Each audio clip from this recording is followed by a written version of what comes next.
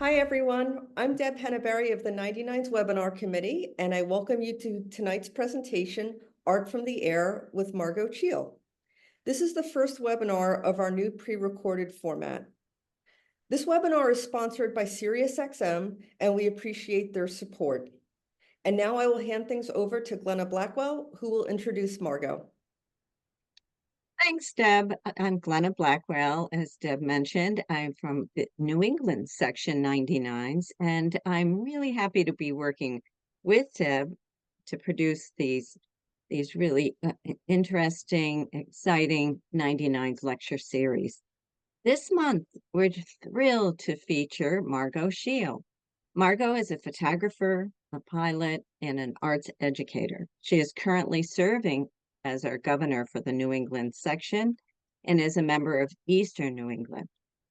I was really impressed when I first saw Margot's aerial photography, and I know you all will be too. Welcome, Margot. Please tell us a little bit more about yourself. Hi, Glenna and Deb. Thank you for the introduction.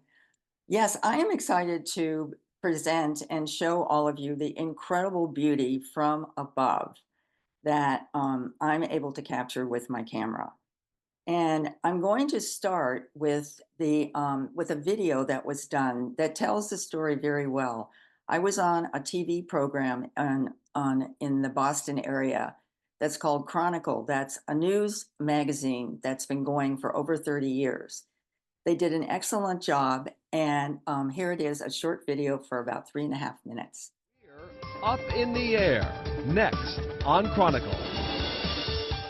The aviation program at Bridgewater State University nearly guarantees a job for its graduates, as we'll hear in just a moment. But first, in 1997, Margot Cheel began her professional photography career, firmly planted right here on the ground. But one flight really was all Cheel needed to take her career from earthbound to airborne. We are so lucky. What a fabulous day. For aerial photographer and pilot Margot Cheel, a nearly cloudless sky is her idea of a perfect day at the office. Cheel came to this unusual profession through a circuitous flight path. After her daughters left for college, she began exploring a new horizon.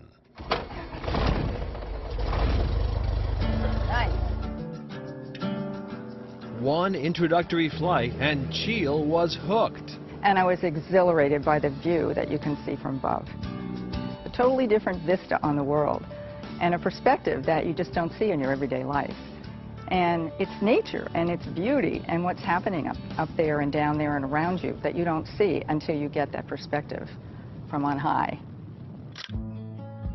Cheel's stunning photographs are sold in galleries and collected in a coffee table book of her work called Sea and Sand from the Sky.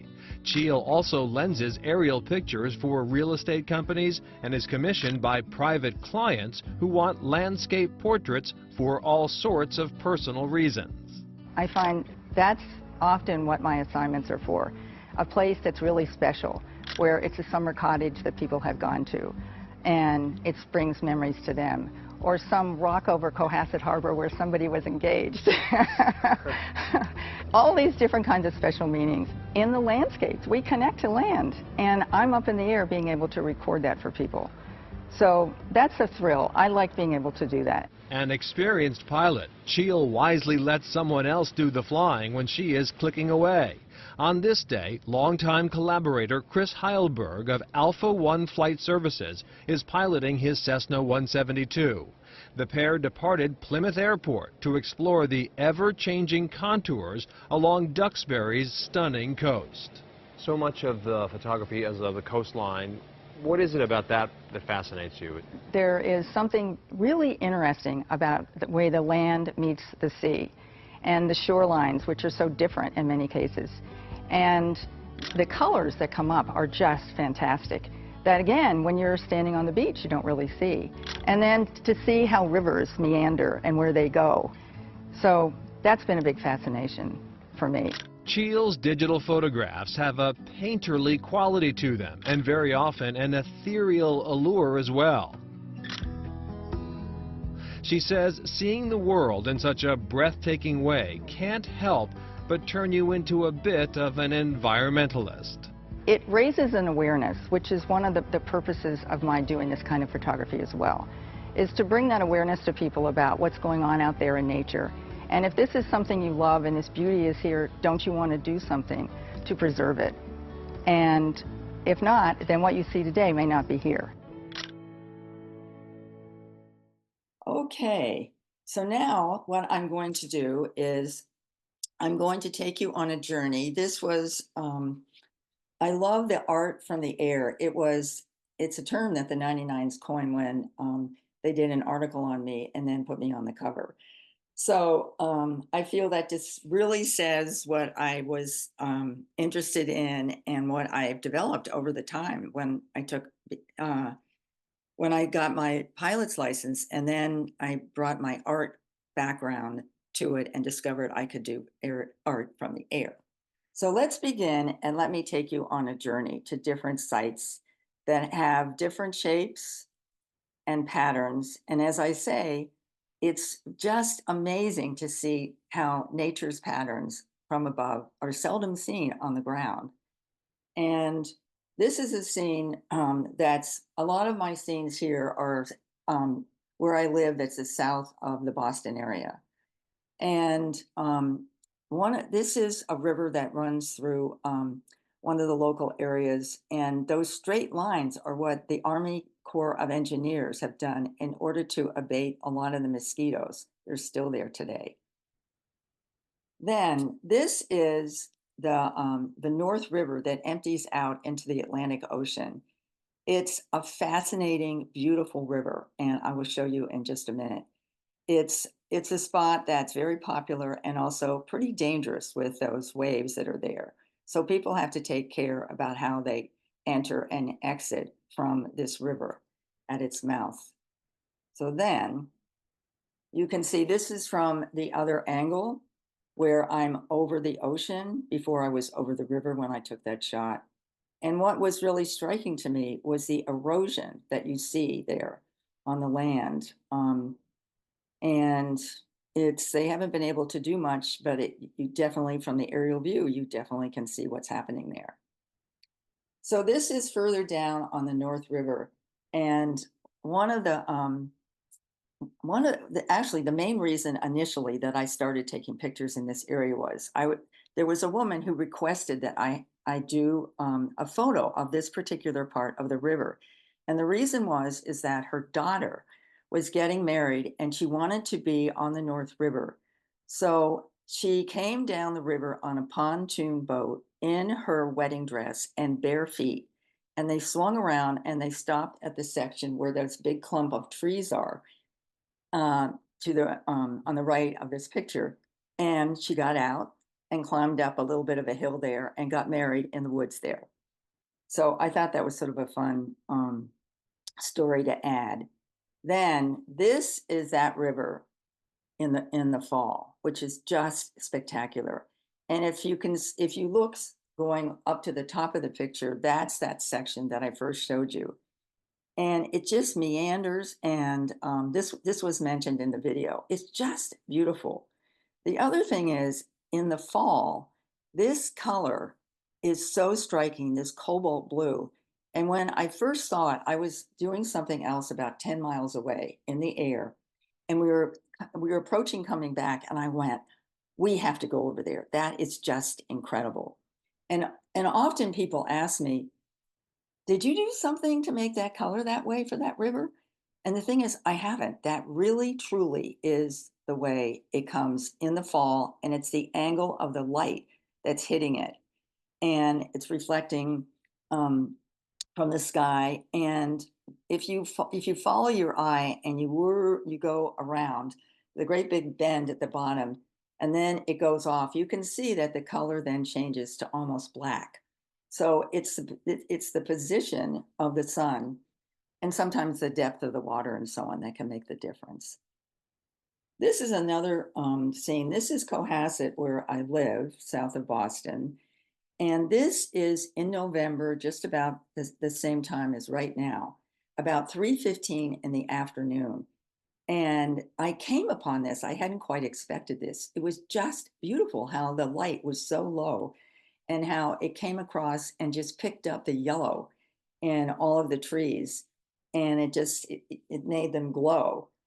And on this particular day, there actually was snow in the morning. And if you look down in the lower left-hand corner, there are patches of snow that are there at the edge of the water.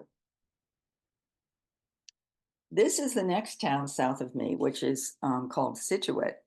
And it has a big harbor that you can see. And only after a while did I realize, and this has to do with shapes, there was a shape to this. It was the shape of a heart.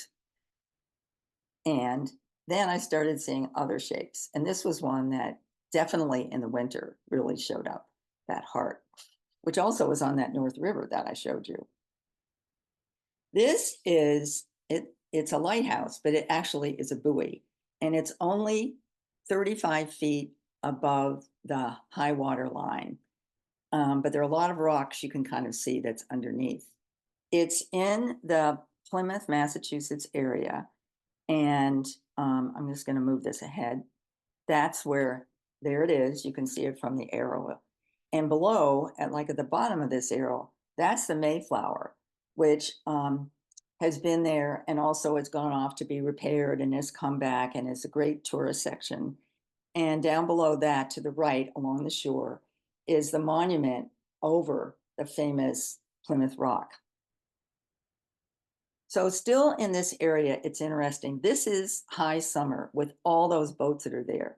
And to me, it looks like some kind of sea creature with great big fangs that's ready to chomp them off. And when I go to another angle, it's absolutely gorgeous the way this color is. And in addition, you see there's bug light again. And it's, well, I find it was just so striking. And again, I hadn't quite expected it when I came upon it in the air. Then one day I came across this, which was just so peaceful and so beautiful.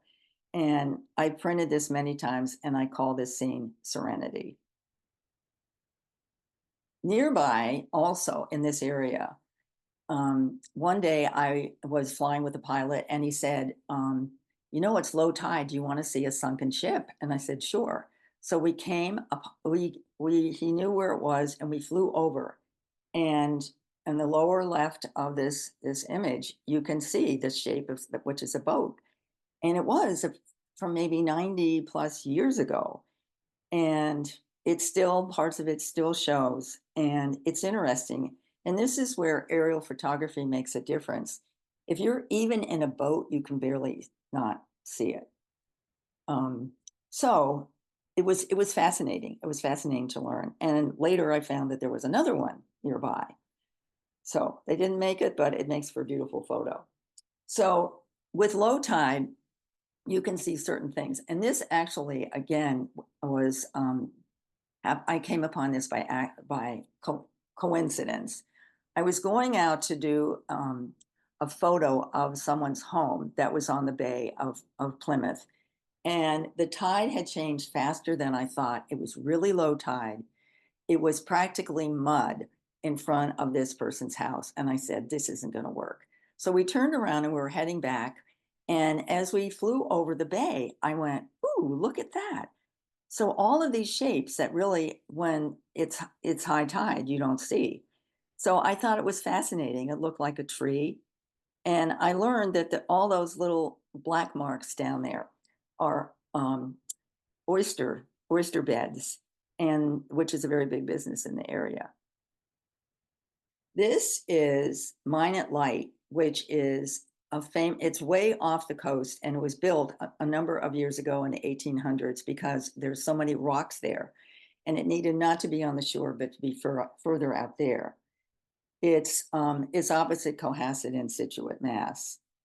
And what was interesting is one day, it was much calmer, as you can see. You can see Mine at Light up at the top right-hand corner. And there is this peninsula that is stretched out. And I saw this circle of sand that went around. Again, something I could see because it was low tide. And I found out that that has been there continuously. The family that owns this compound told me that it has been their protection for generations almost. And it just seems amazing that it would stay that way, but it has. And again, it's something that you can only see if you're up above and at low tide. This is a nature preserve that's called World's End. Originally, it was going to be a development, and Frederick Law Homestead, the famous garden architect, built the Carriage Road. It was that long ago, which is this S shape that you see. And fortunately for us, it never did develop into a housing development. And it's just a beautiful section. I've had fun taking pictures of it this time of year and also in the fall. So one day I headed out, and this can happen. I'm heading to the Cape and I'm wanting to take some photos down there. And this is what I see. And I thought, well, let's just keep going and see what happens. So we did. And we came to this. Now, this is what has happened off of Cape Cod, particularly at Chatham, where the elbow of the Cape. There have been a number of breaks in that area over the last 10 to 12 years. And this is one of them, and this is what it looks like. And in this picture, I kind of think, well, there's that poor little boat that can't quite make it. Then, about a few months later, this was late, it was November, I just couldn't believe how it changed, how there was so much sand. I mean, to me, it's just gorgeous.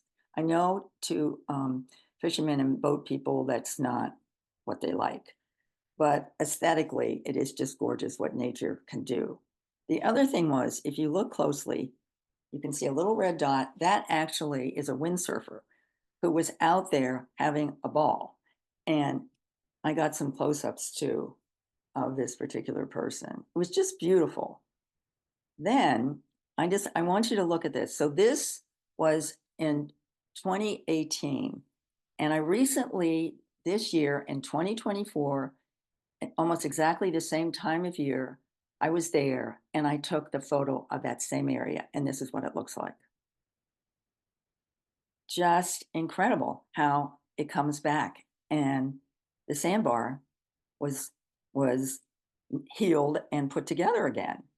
This is what it was looking south. That's Monomoy at the top, and further on is where Nantucket is. So this is when things originally break and the sand is moving and the tide just keeps shifting, and this is what you get. And then now this is what it looks like. All sealed up, just amazing.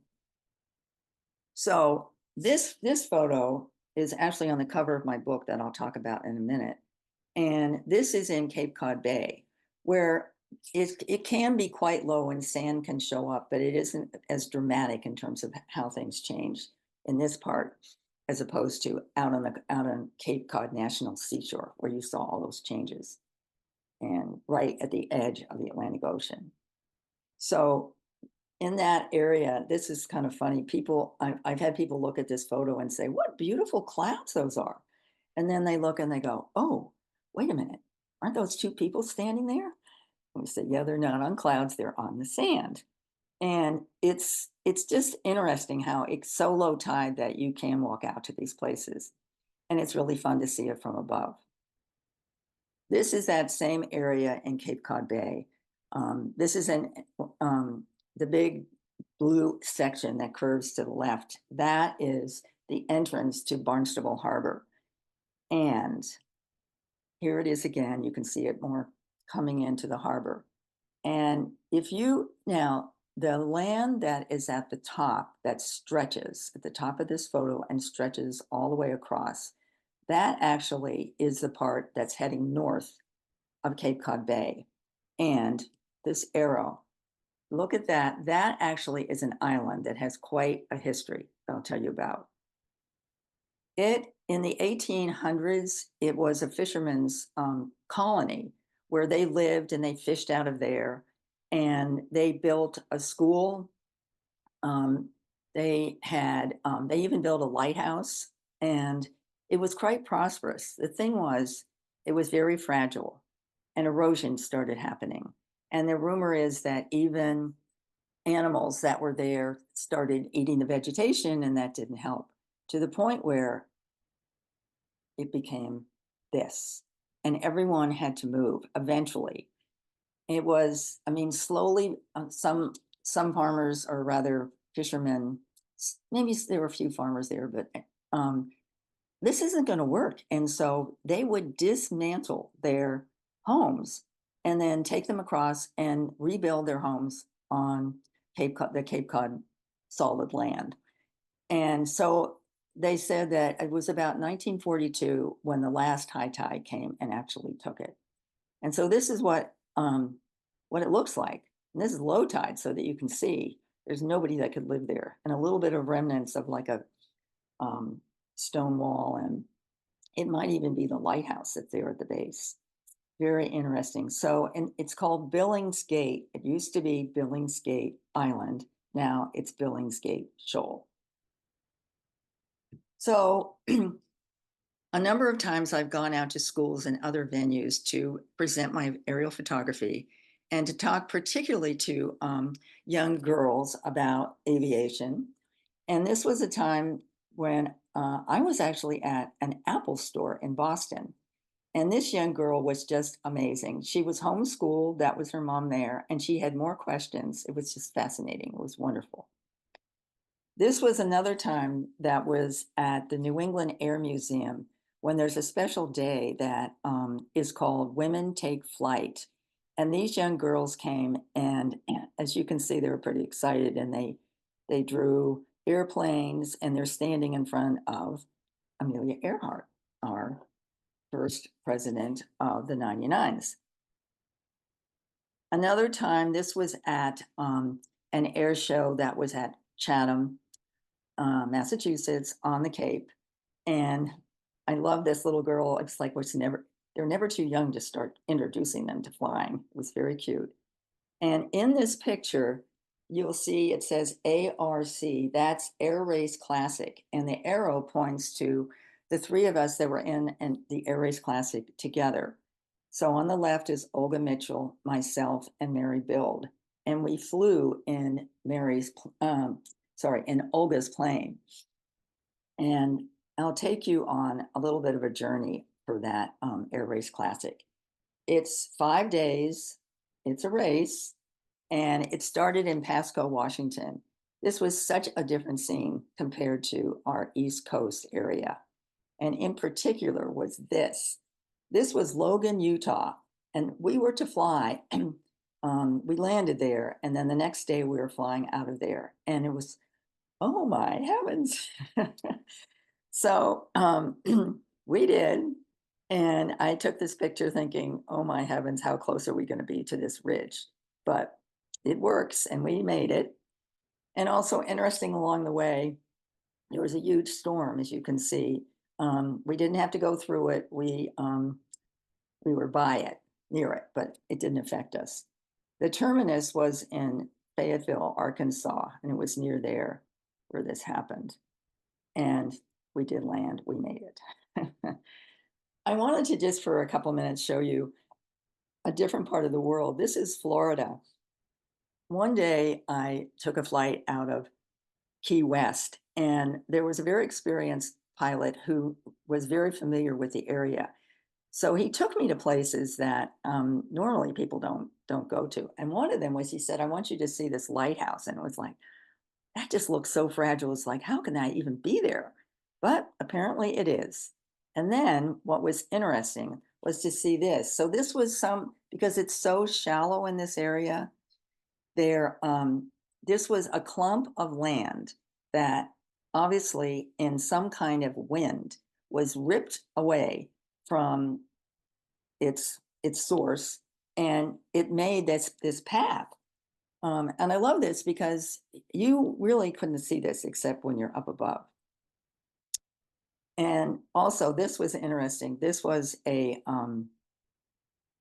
sunken ship. He said, "You want to see a sunken ship?" This was, yeah, one that was more above the surface of the water than the other one I showed you.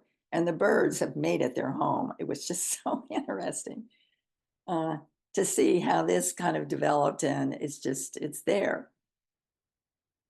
Now, this is the cover of my first book called Sea and Sand from the Sky.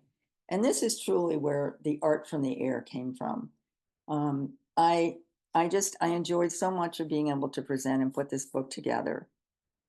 There's just so much beauty down below that that I was able to capture and of course share with people through this book.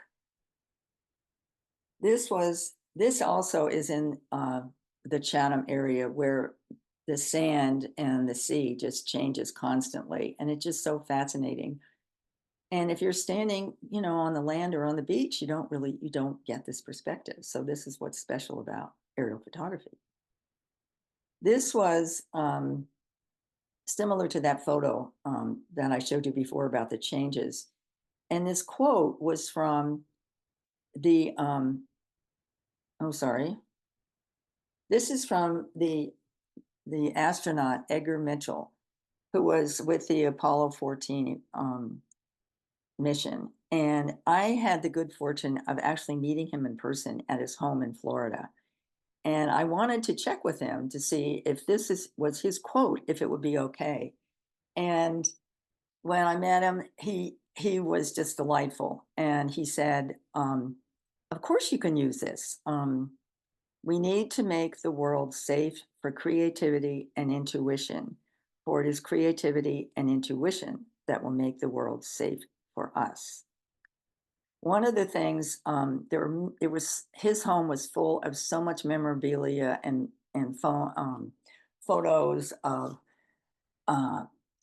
his time on the moon, playing golf on the moon, shaking hands with Nixon. And the other thing I really liked was on the refrigerator in his kitchen was a great big poster that said, "Fly me to the moon."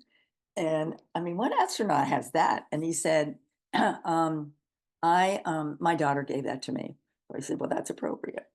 So I feel very lucky to have met him. He was just such a lovely and, of course, incredibly accomplished astronaut.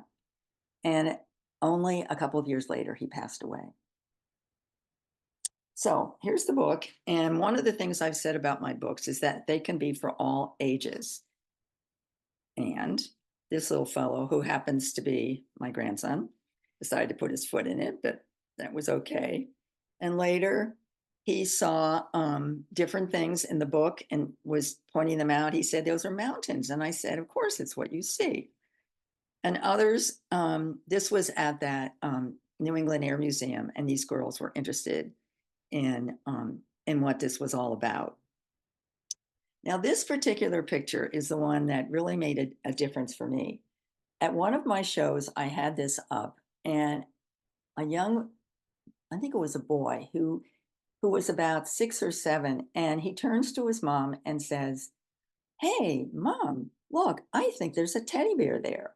And then the mom goes, "Oh, I think it looks like a gorilla." And I thought, all these shapes. True, we get to see these shapes from above. Wouldn't it be fun if I did a book? So I did. And this is it, called What Do You See? Finding Shapes from the Sky. And I say that this is a book that is for ages 4 to 94, because it's so important that we all learn to see. And there isn't one or right, and particularly when you're seeing shapes and having fun with that, there's no right or wrong answer. It's what you see. So for instance, with this actually was in Key West.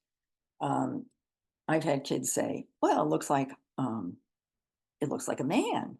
And then of course somebody else says, oh, it looks like an airplane. And they're both right. And this was another that there are lots of things you could pick up on this, and lots of different faces. And it was just fun to see. So here I am. This is both of my books I had printed and published in Maine. And this is me at the printer on press and approving the images for the book. This is one of the ones also in the book. That's towards the end. And it's interesting, living in New England, this is like second nature in a way, although this is a different perspective from above, because some people go, what are those red things? It kind of looks like strawberries or some kind of cream or something. So this is your cranberry bog, and I think it looks like a monster blowing its stack. So again, it's just fun to be with kids and to have them look and choose their favorites and know what to do um, with something that's a different image that they don't normally see. These two girls got into it as well.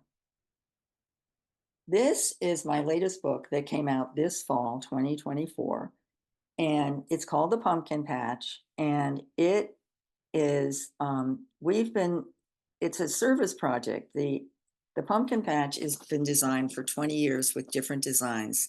It's a service project to Appalachia, where we take teens down to Appalachia for a week in the summer to help repair homes. And every year, it's for 20 years, we have done this, and the design is created on the ground. And the fellow in the picture here on the left, he's the one who creates it and then gets many people to come once the pumpkins arrive in an 18-wheeler, and everybody lays it out. I have 2 days to take the photo, and we discovered that because the light is so low this time of year, that we had only about 45 minutes around noontime in order to do it, because it was in a field that was very narrow with trees. So to show you a couple, this is one that's been popular, because the thing is that when you're on the ground, you just think this is just paths. You can't see. This was a very special one year, this chessboard that was created with the ghost and the witches. And it turned out that one day, the principal of the middle school came with students, and they actually played chess, because you could lift each of those witches or ghosts up and then move them around. So that was a lot of fun. And this was one of the years with the tentacles of the trees, and it was like hanging. So that's Phil, who's the creator, and his daughter, who often helped as well, hanging from the tree. And then this was very special one year. And of course, all these pictures are in the book. These are minions, and somebody did a fantastic job with painting them. And we say that they were sitting looking at all these other orange pumpkins and wondering what they're all about. So that is it. And I have a website, margotcheel.com. So if you're interested in seeing more of my images, they're at my website. There's you can order prints if you like, and also my books are available there as well, and note cards. So thank you, everybody, for watching this. Thank you, Margot. That's just so fascinating. Your photos are so artistic and beautiful. I love that you shared your art and love of art with us as well. So I do have a couple questions, and I believe Deb does as well, if you don't mind. Um, I know natural light is so important, and you just spoke about that in that pumpkin patch. Like, how do you plan for that? Because I'm oftentimes taking photos from the air and trashing them when I get home because the light isn't right. You don't see the camera doesn't see what you see. Um, so how do you plan for that? Is it luck for you, or you've got a clock that you know when best time to go out in? With the pumpkin patch, because it really was, it was trial and error, because we didn't realize how much the trees were affecting. And of course, we know it's low light, but we didn't see, because for a couple of times, it was like, okay, we can only do this between 11:45 and 12:30 in order to get a good picture, was how we decided. And other times it's interesting because, of course, you think of do you want to have like that golden color?